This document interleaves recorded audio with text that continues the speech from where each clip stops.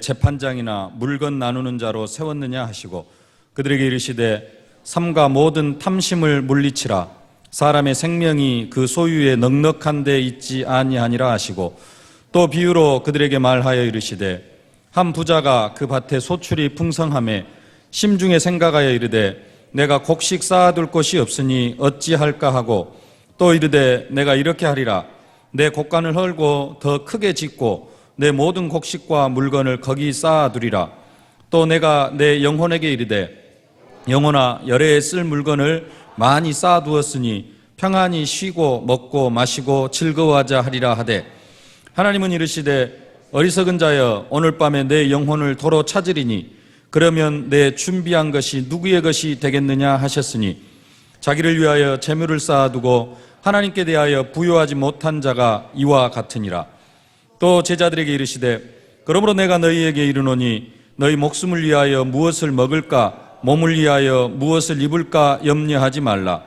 목숨이 음식보다 중하고 몸이 의복보다 중하니라. 까마귀를 생각하라. 심지도 아니하고 거두지도 아니하며 골방도 없고 창고도 없으되 하나님이 기르시나니 너희는 새보다 얼마나 더 귀하냐. 또 너희 중에 누가 염려함으로 그 키를 한 자라도 더할 수 있느냐. 그런즉 가장 작은 일도 하지 못하면서 어찌 다른 일들을 염려하느냐. 백합화를 생각하여 보라. 실도 만들지 않고 짜지도 아니하느니라. 그러나 내가 너희에게 말하노니 솔로몬의 모든 영광으로도 입은 것이 이 꽃 하나만큼 훌륭하지 못하였느니라. 오늘 있다가 내일 아궁이에 던져지는 들풀도 하나님이 이렇게 입히시거든 하물며 너희일까 보냐 믿음이 작은 자들아. 너희는 무엇을 먹을까 무엇을 마실까 하여 구하지 말며 근심하지도 말라. 이 모든 것은 세상 백성들이 구하는 것이라. 너희 아버지께서는 이런 것이 너희에게 있어야 할 것을 아시느니라. 다만 너희는 그의 나라를 구하라. 그리하면 이런 것들을 너희에게 더하시리라. 적은 무리여 무서워 말라.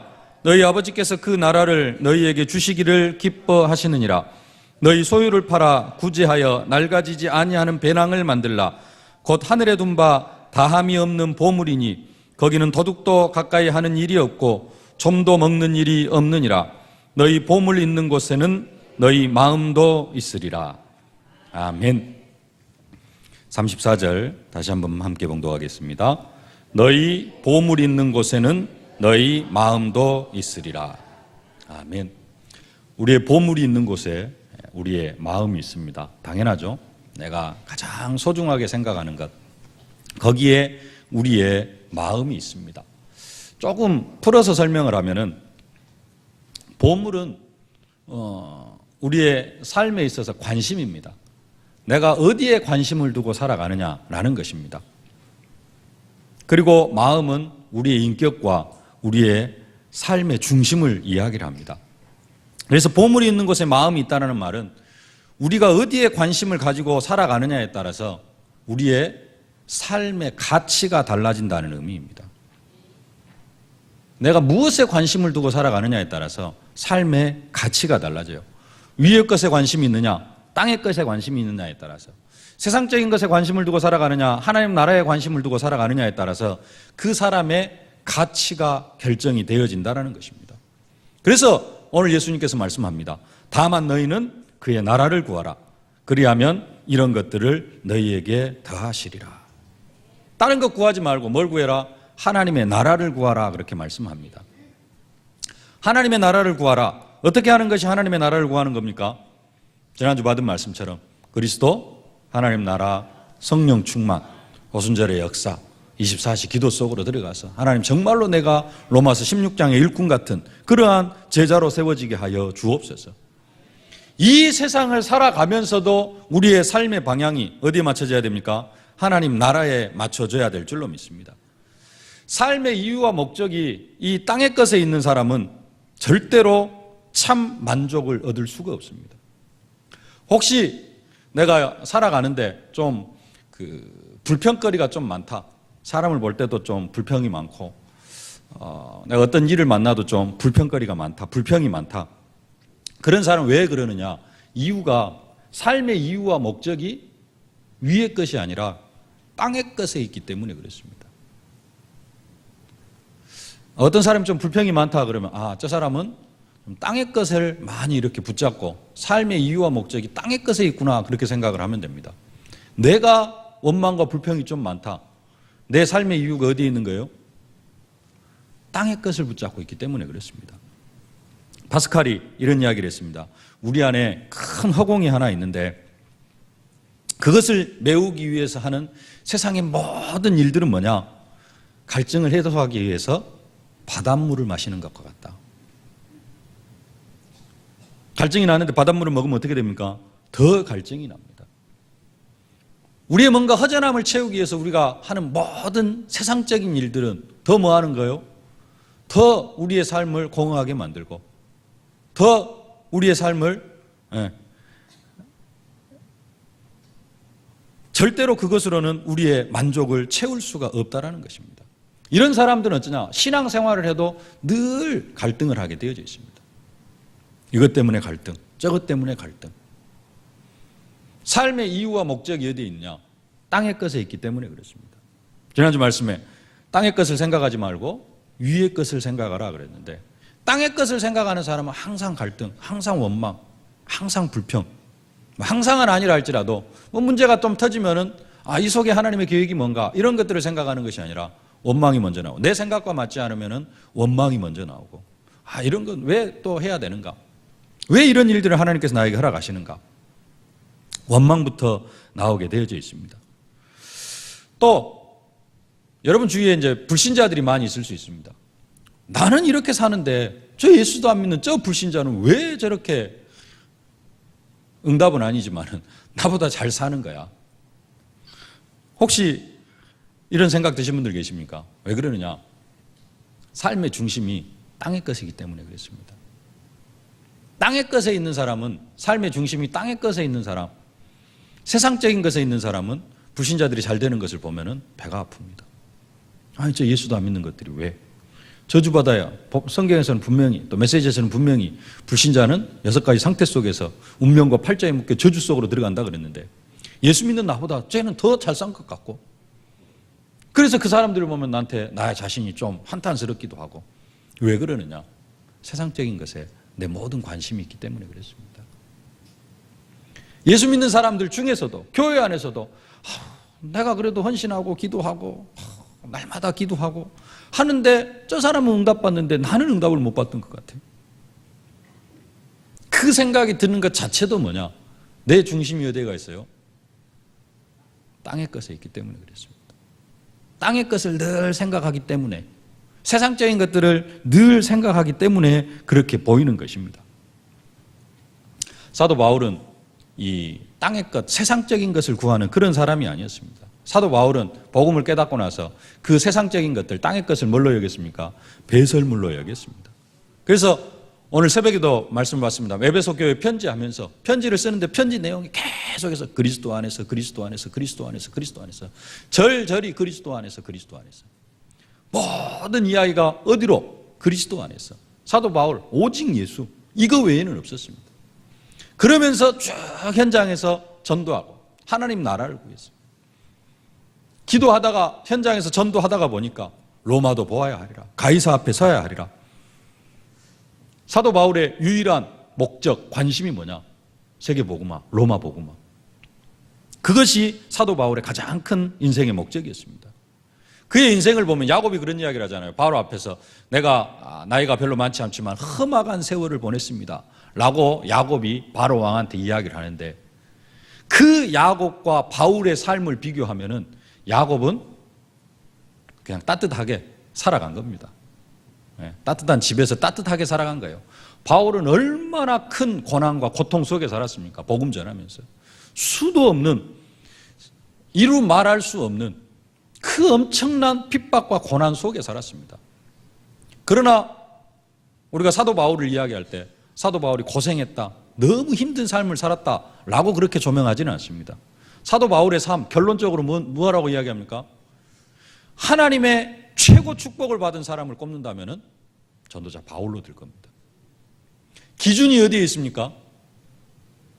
땅의 것을 구하면서 땅의 것으로 생각을 하면은 사도 바울같이 고생한 사람, 사도 바울같이 그렇게 핍박을 받고 엄청난 고생 속에 살아간 사람도 없습니다.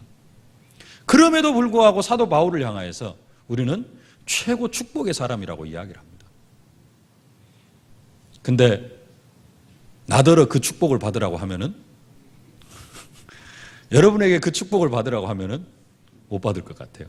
왜? 너무 힘들고 고생스러울 것 같기 때문에. 왜 그런 줄 아십니까?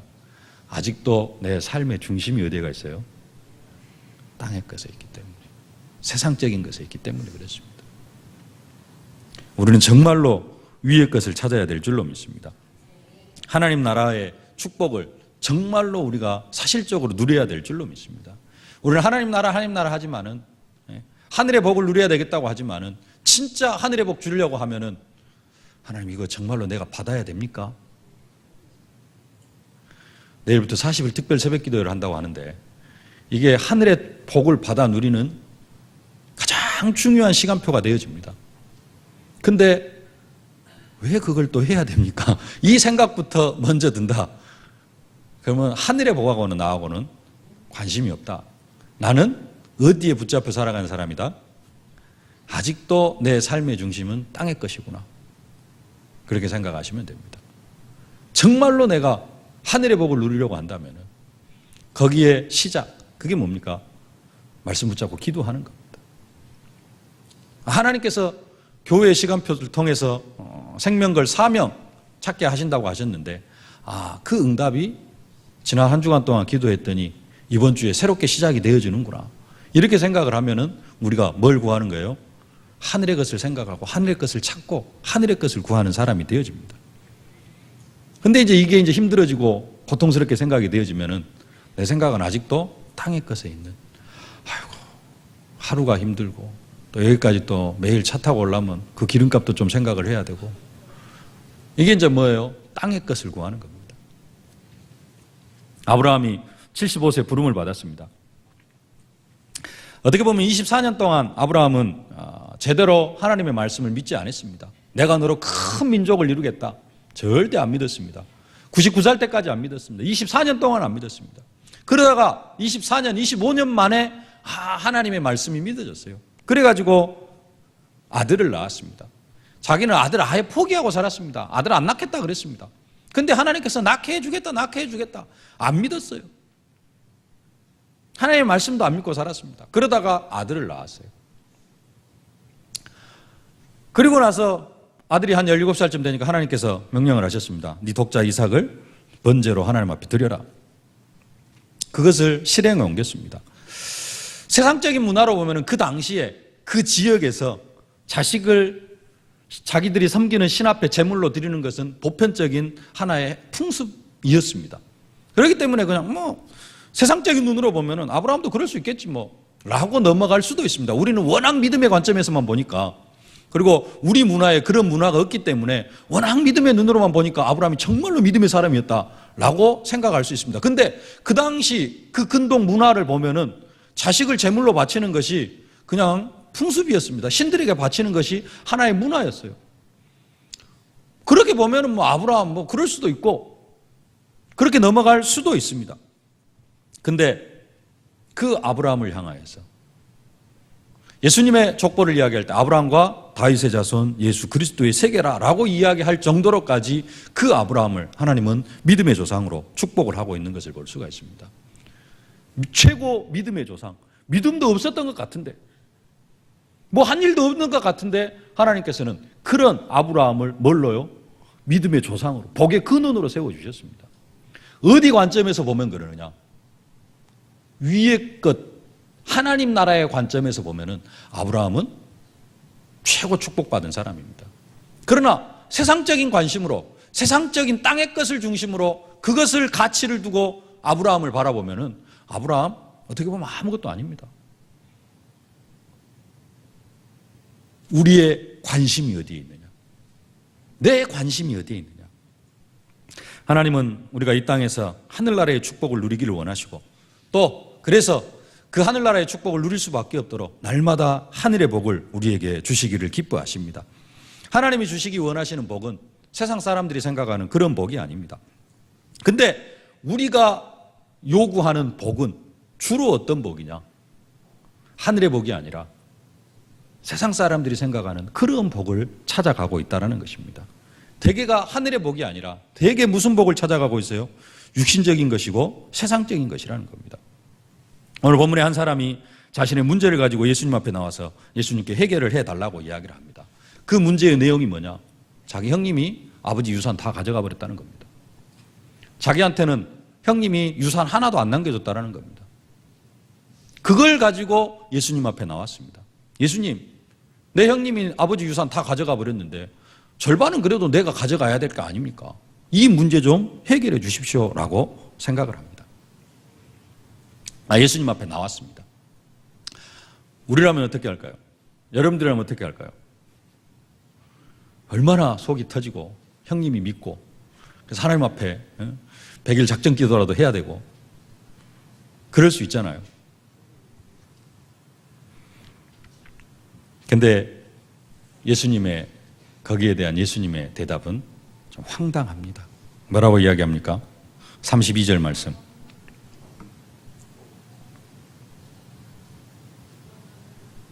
아, 14절 말씀 함께 봉독하겠습니다. 이르시되 이 사람아 누가 나를 너희의 재판장이나 물건 나누는 자로 세웠느냐? 누가 나를 너희의 재판장이나 물건 나누는 자로 세웠느냐? 내가 네 유산이나 찾아주는 그런 사람이냐? 라는 겁니다. 예수님께서. 이건 엄청난 이야기입니다. 예수님은 그런 문제나 해결해 주시는 그런 분이 아니시라는 것입니다. 충격적인 말씀을 하고 계시죠. 근데 그 뒤에 말씀이 더 충격적입니다. 15절 말씀 함께 봉독하겠습니다. 그들에게 이르시되 삼가 모든 탐심을 물리치라. 사람의 생명이 그 소유에 넉넉한 데 있지 아니하니라 하시고. 뭘 물리치라? 탐심을 물리치라. 아버지 유산 찾으려는 것을 뭐라고 생각합니까? 뭐라고 말씀하죠? 탐심이라고 이야기를 합니다.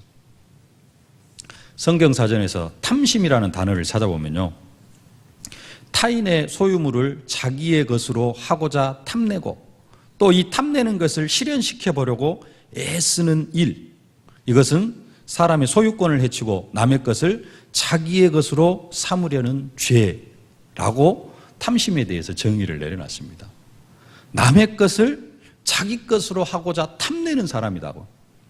예수님은 지금 자기 유산 찾으려고 하는 그 동생한테 뭐라고 이야기합니까?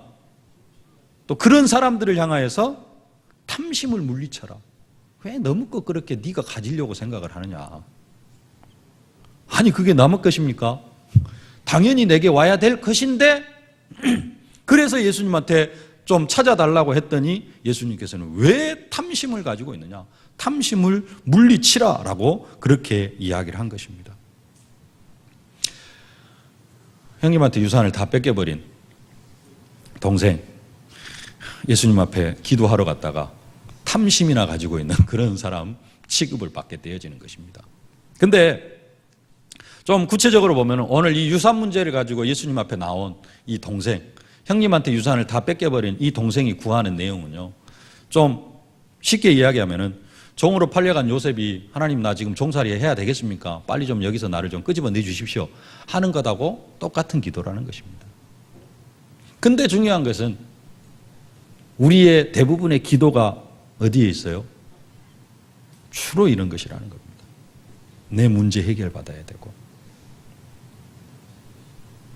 형님한테 빼앗겨버린 유산 어떻게 좀 찾아달라는 것이고, 예수님은 단호하게 이야기를 합니다.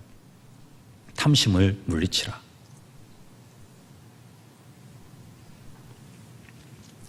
예수님께서 지금까지는 너희가 내 이름으로 아무것도 구하지 아니하였으나 구하라 그리하면 받으리니 너희 기쁨이 충만하리라.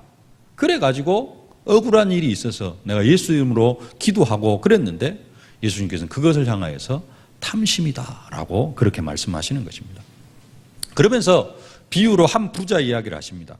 한 부자가 농사를 지었는데 곡식과 물건을 쌓아둘 곳이 없을 정도로 수확을 거뒀습니다. 그래서 생각을 하다가 지금 있는 곡간을 헐고 뭘 하자?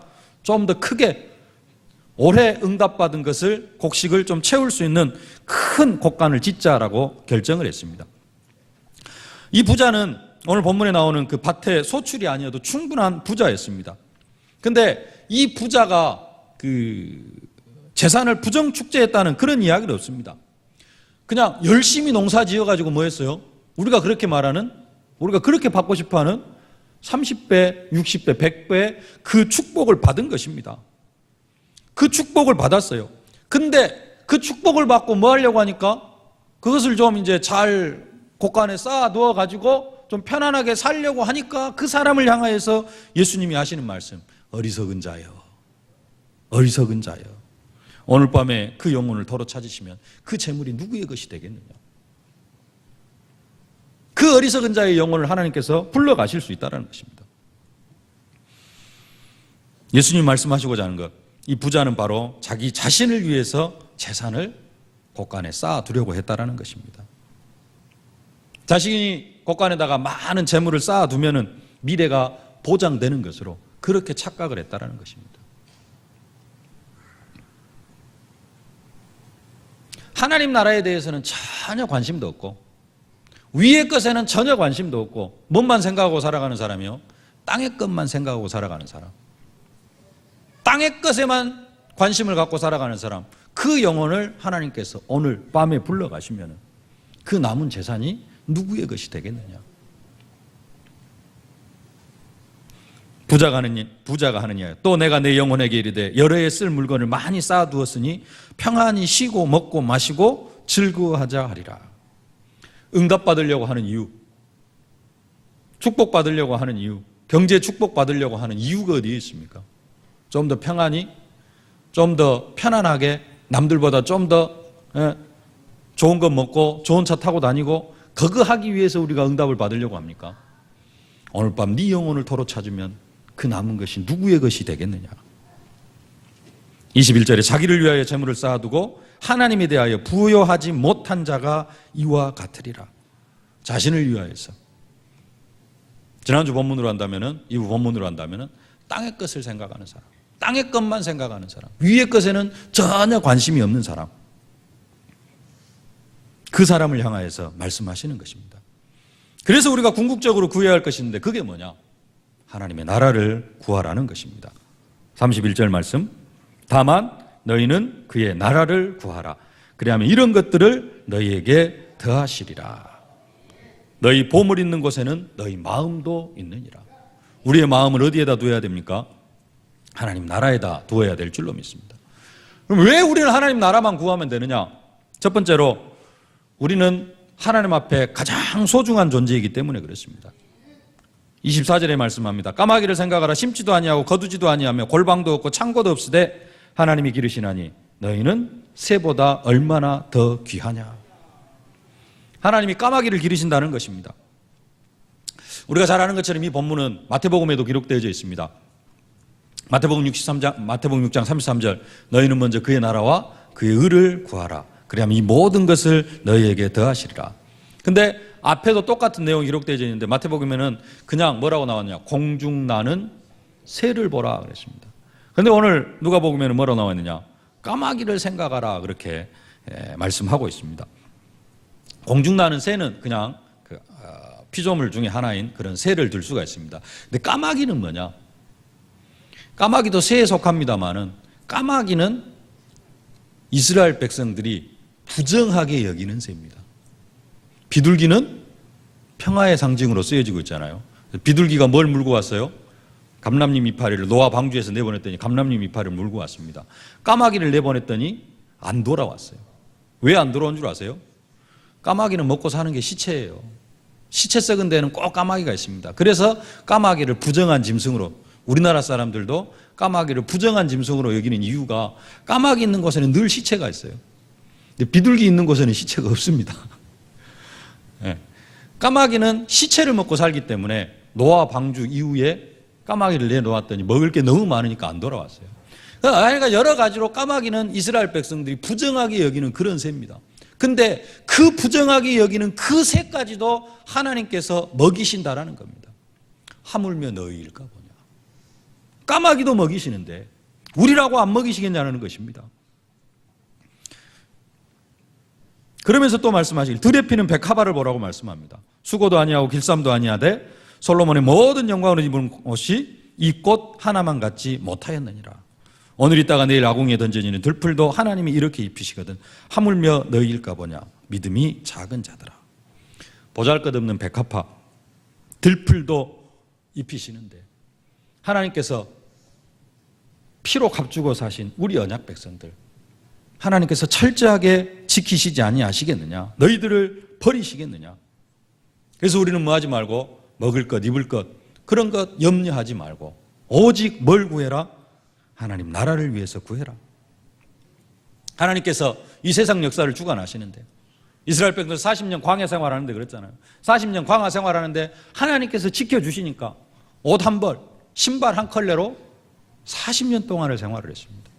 그런데도 옷이 헤어지지 않고 신발이 닳아지지 않았습니다. 지금 신발 문화가 옷 문화가 얼마나 발달을 했습니까? 지금 한 2000년 전이죠. 2000년 전이 아니라 한 3500년 전. 그 당시에 신발 문화가 어떻겠습니까? 근데 그 신발을 가지고 40년을 살았어요.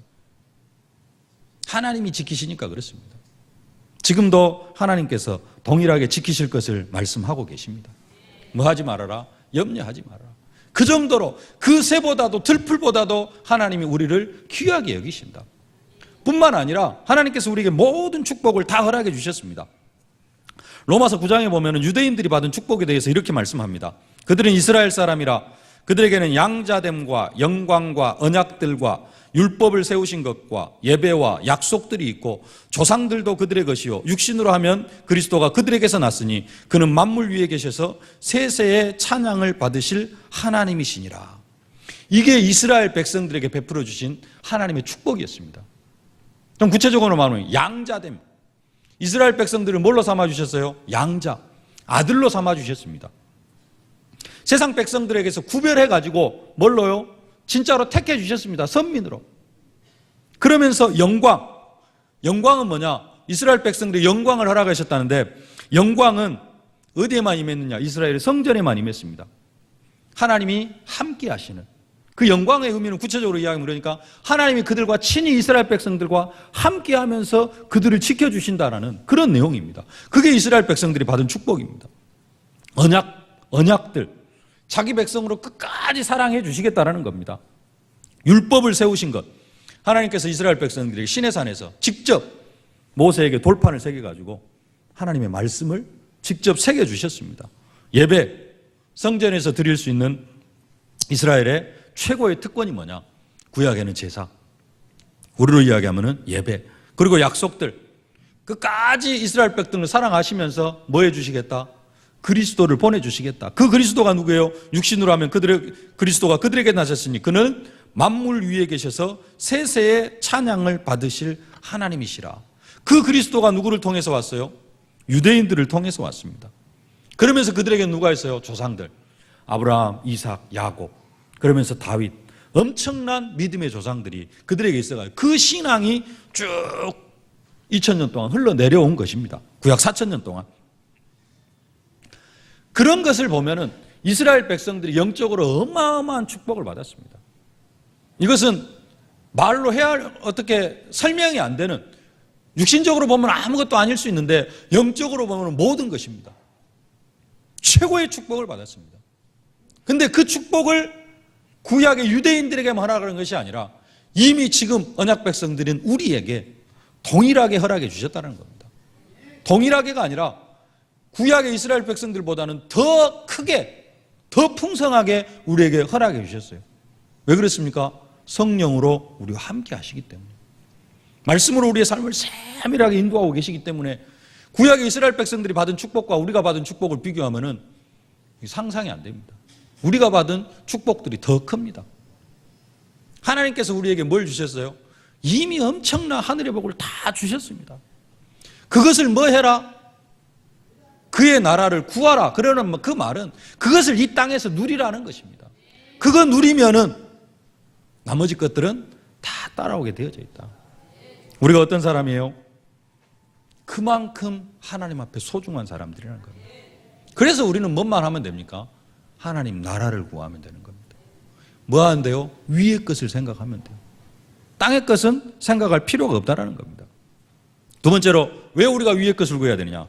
우리의 생명이 하나님의 손에 달려있기 때문에 그렇습니다. 25절 말씀, 너희 중에 누가 염려함으로 그 키를 한 자라도 더할 수 있겠느냐? 그 키를 한 자라도 더할 수 있겠느냐? 목숨을 1시간이라도 연장할 수 있겠느냐? 우리의 삶, 우리의 생명이 누구 손에 달려 있습니까? 하나님의 손에 달려 있습니다. 우리가 어떻게 염려함으로 그 키를 한 자라도 더할 수 있겠느냐? 우리의 인생, 우리의 힘으로 내 계획대로 사라지는 게 아닙니다. 누구의 계획대로요? 하나님의 계획대로. 그래서 하나님의 계획대로 안 따라가면은 우리 삶은 고통스러울 수밖에 없고, 하나님의 계획을 따라가면은 우리의 인생이 어떤 인생이 되어지고요? 행복한 인생이 되어지고, 우리의 인생의 주인이 하나님이십니다. 그래서 뭐 하면 되느냐? 우리의 인생을 하나님께 맡기면 됩니다. 그 하나님께 맡기는 방법이 뭐냐? 삶의 현장 속에서 그의 나라를 구하는 것이라는 것입니다. 우리는 많은 문제 앞에서 염려하고 걱정하는데, 그 문제 해결하려고 노력하는데 우리의 손으로 할 수 있는 것은 아무것도 없다. 그 속에서 우리는 뭘 발견하면 된다? 하나님의 계획을 발견하면 된다. 내 생명이 누구에게 있다? 하나님께 달려있다. 그렇기 때문에 우리는 하나님의 나라만 구하면 되어질 줄로 믿습니다. 세 번째로 우리가 왜 하나님의 나라만 구하면 되느냐? 우리에게 정말로 일써야 할 것을 하나님이 다 알고 계시기 때문에 그렇습니다. 정말로 필요한 것, 우리에게 필요한 것을 하나님은 다 알고 계십니다. 하나님 우리가 정말로 필요로 하는 것들을 다 알고 계시고 때를 따라서 채워주시는 그러한 하나님이시기 때문에 우리는 뭐만 하면 됩니까? 그의 나라만 구하면 되는 것입니다. 30절 말씀 다시 한번 함께 봉독하겠습니다. 이 모든 것은 세상 백성들이 구하는 것이라 너희 아버지께서는 이런 것이 너희에게 있어야 할 것을 아시느니라. 아멘. 제 아들 민성이가 9살이고요. 예진이가 6살입니다. 아직까지는 어려서 그런지 옷 사달라 소리는 안 해요. 옷 사달라 소리는 안 하는데 엄마가 알아서 다 챙겨줍니다. 정말로 필요한 것이 뭔지 엄마 아빠가 대충은 압니다. 그들에게 있어서 민성이하고 예진이에게 있어서 정말로 필요한 것은 대충 알고, 그 다음에 학교 가서 뭘 해야 되고 이런, 그래서 장가갈 때, 시집 갈 때까지 얘들이 이제 독립할 수 있도록 그런 부분들까지 쭉 생각을 하고 우리가 애들을 키우죠. 네, 그렇습니다. 부모 입장에서 그런 것까지 쭉 생각을 하고 자녀들을 낳고 키우고 합니다. 하나님도 우리가 이 땅에서 응답받고 승리할 수 있도록 모든 부분들을 쭉 계획을 하시고 생각을 하시고 우리의 삶을 세밀하게 인도하십니다. 근데 민성이하고 예진이가 옷 사달라 소리 안 해요. 그 다음에 알아서 그 미래 것을 생각하면서 내가 이런 공부를 지금 해야 되겠습니다. 전혀 그런 거 없습니다. 내가 무엇을 전공하겠습니다. 이런 생각 아예 없습니다. 해달라는 것은 뭐냐? 아빠 딱지 사줘. 아빠 아이스크림 사줘. 아빠 과자 사줘. 제가 봐서는 안 먹어도 되고 없어도 되는 것들. 주로 아빠한테 해달라는 것은 주로 그런 것들입니다. 9살 먹은 제 아들하고 6살 먹은 제 딸이 지금 결혼해서 나중에 또 어떤 분야의 그 전문가가 되어져 가지고 어떻게 하나님께 영광을 돌리며 살아가야 될 것인가. 사실은 그러한 계획들이 있는데 그것을 위해서 저는 부모로서 도와주고 영적인 부분들로 도와주고 이런 부분들을 놓고 쭉 지금 키워가고 있는데 애들은 뭐만 구하고 있어요? 그런 건 전혀 관심 없고 아이스크림 사줘, 딱지 사줘, 장난감 사줘. 요즘은 레고에 폭 빠져가지고 레고 사줘. 마트만 가면 레고 사달라고 합니다. 그거 해도 되고 안 해도 되는데 중요한 것은 어디에 있는데요? 아직 사실은 발견되어지도 않았고 이제 발견해 나가려고 이제 하고 있는데 전혀 의미도 없고 사실은 안 해도 될 것들만 하고 있어요? 주로 이제 부모에게 요구를 하고 있습니다. 근데 우리가 영적으로 하나님 앞에 그렇지 않는가? 하나님의 우리를 향한 하나님의 그 인생 전체를 향한 하나님의 계획은 쉽게 이야기하면 전도자로 우리를 세워가는 것이고요. 우리를 통하여서 가문 복음화 하시고 지역 복음화 하려고 하시는 것인데, 우리가 하나님 앞에 늘 구하는 것은 하나님 요 좀 문제가 이러고요. 또 이런 사건이 하나님 터졌습니다. 그 경제 문제 또 이러고 있습니다. 하나님은 우리가 정말로 필요한 것, 우리에게 있어야 할 것들을 다 알고 계시고, 그냥 오늘 내일 이 정도가 아니라 10년 후 죽을 때까지, 또 내가 받은 응답들이 하나님 나라의 축복들이 내 자녀에게 어떻게 전달되어져 가지고 우리의 후손들이 어떻게 또 하나님 나라의 축복을 받아가면서 자자손손 정말로 이 가정과 가문이 복음의 명문가를 이루어가고 어떻게 복음화되어져 가고 해야 될 부분들을 완벽하게 계획을 세우시고 우리의 삶을 세밀하게 인도하고 계시는데, 우리의 관심은 그것보다는 또 뭐 그것에 관심이 아예 없다라는 것은 아닙니다. 있을 수도 있습니다. 근데 하나님 앞에 앉기만 하면은 과자 사줘, 아이스크림 사줘, 딱지 사줘, 이런 것만 하나님 앞에 구하고 있지는 않는가? 우리는 정말로 하나님 나라를 구해야 될 줄로 믿습니다. 위의 것을 생각하고 땅의 것을 생각하지 말라. 위의 것을 찾으라. 우리가 하나님 나라를 구할 때 먹을 것, 마실 것, 입을 것 하나님께서 다 책임져 주실 줄로 믿습니다.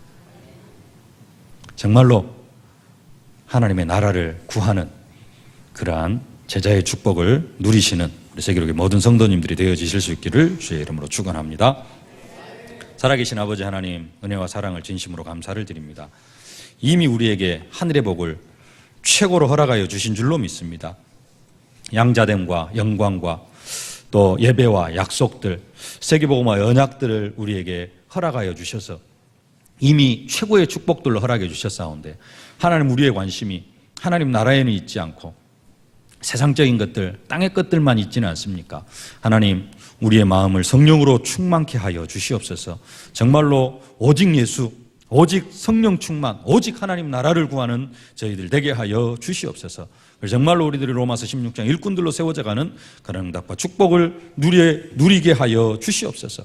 우리가 정말로 하나님 앞에 소중하게, 우리의 생명이 하나님의 손에 달렸기에, 또 하나님 우리에게 정말로 있어야 할 것들을 다 알고 계시기 때문에 오직 하나님의 나라만 구하다가 최고의 응답과 축복을 누리는 저희들이 되게 하여 주옵소서. 예수님의 이름으로 기도하옵나이다. 아멘.